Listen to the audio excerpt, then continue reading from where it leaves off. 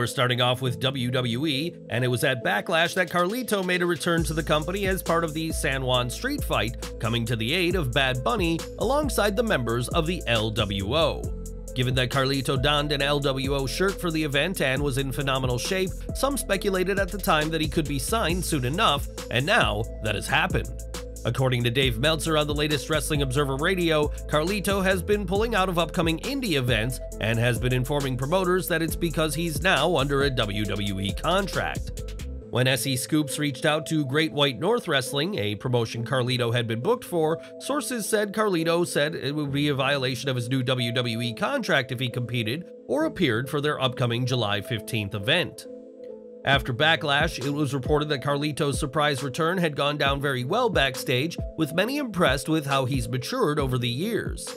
Carlito himself was pleased with Backlash, joking that his indie wrestling appearance price would have to increase after the show, but it appears that the only place fans will be seeing Carlito is in a WWE ring.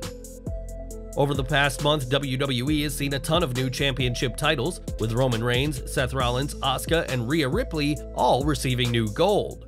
The landscape of the WWE is looking very different to earlier this year, and it turns out that these changes came from a man no stranger to championship gold himself. Justin Barrasso of Sports Illustrated reported that Triple H was the man in charge of the new titles and wanted to freshen up the designs of the titles. The WWE and Universal titles, as well as the Raw and Smackdown women's titles, all shared the same design, and while the new women's titles reflect the new men's titles, things are at least slightly different now. It was further reported that Roman Reigns' title supersedes the title Seth Rollins has in all ways, and WWE is eager to differentiate Reigns from any champion who has come before. As to when Roman Reigns will lose his title, all we know is that it isn't expected anytime soon. And what do you think of the new gold on TV? Tomorrow night, CM Punk will return to AEW programming as part of the premiere episode of Collision, and the wrestling world is eager to hear what he has to say. In a video promo that aired on Dynamite, Punk referenced his pipe bomb, stating he has lots of things he wants to get off his chest, and he'll do exactly that very soon. Fightful reports that an interview between CM Punk and ESPN is set to be released sometime soon, and what he says is expected to drum up some controversy. For the interview, Punk reportedly spoke in a way that would blur the lines and create buzz for upcoming shows, and discussed his feelings about the Elite and what happened at All Out 2022. We don't know what exactly he'll say, but Punk's comments apparently spread at this week's Dynamite from secondhand sources and was met with great resentment by the roster.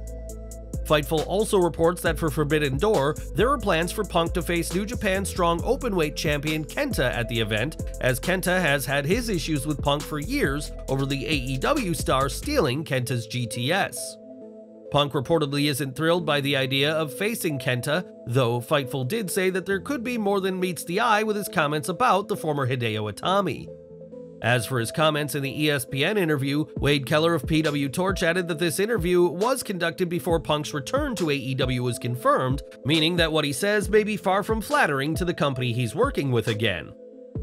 Punk has often been a source of controversy, and his comments can often get him in trouble, as we saw last September, and whatever he has to say to ESPN, expect the wrestling world to be talking.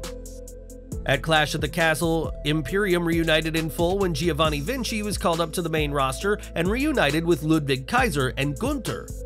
It wasn't too long ago that news broke of WWE considering a fourth member to the faction, that being Ilya Dragunov, who fans will know has a history with Gunther over the NXT UK title. Recently, it was reported that WWE is planning to move more NXT talent to the main roster, which many expect to include Dragunov, but his move may not involve Imperium at all. When speaking to Steve Fall of Wrestling News, Gunther was asked about the possibility of Imperium adding more members and was quick to shut the idea down. We get that question asked a lot, to be honest, and I always have to give the answer, no. I think it's perfect how it is. I'm a big believer in never change a running system. I think too much in and outs can water a group down a little bit, if that makes sense. I think, yeah, we're all together for a reason. Nothing's random there. We're all tightly connected in our private life too, especially with Kaiser. Our careers went the same way since we started, and there's a history of that group for a long time before WWE, so it's something that was just authentically there. As of right now, I feel like it's good how it is. While Gunther may feel that the group is perfect as it is, and Triple H will likely agree with him, we know that ultimately Vince McMahon has the power to do what he wants when it comes to WWE creative. WWE has an exceptionally high view of Gunther, who they consider a possible top heel for the next decade, but will that time frame see Imperium add a fourth member? Only time will tell. For now, the trio of Gunther, Kaiser, and Vinci are dominating on Monday Night Raw, and their presentation isn't just confined to what the three do in the ring. Each week, Samantha Irvin knocks it out of the park when she introduces Imperium and has been praised for her efforts by several people, including Michael Buffer, and now Gunther has given his 2 cents. In the interview, Gunther rejected Fall's idea that Irvin could be an honorary member, but did say that she has proven to be an exceptionally talented ring announcer who adds to the sense of tone of the group. It wasn't long after Imperium were drafted to Raw that WWE announced that Irvin had been moved as well, something that many fans believe is far more than mere coincidence, and the future Mrs. Ricochet will continue to kill it on Raw, even if she's not an honorary member. For decades, Randy Orton has leveled opponent after opponent with the RKO, which, as commentary always reminds us, can come from out of nowhere, and never was that statement more true than this week. While fans haven't seen Orton in the ring in over a year, his finishing move remains over with the WWE Universe, as one clip that went viral on social media has proven. In a video, a class of students can be seen graduating in what was no doubt an important day for them, but one student decided to hit an RKO that was truly out of nowhere. After dropping his fellow student, the RKOing student went for the cover, which was counted by another member of the class in a hilarious clip that shows how quickly the RKO can strike. Now, for some time, WWE has been embroiled in a lawsuit with MLW, who claim that WWE pressured a potential broadcast partner to back out of a deal. MLW claims that WWE has an unfair, unlawful monopoly on the wrestling world, and there was an update in the case this week.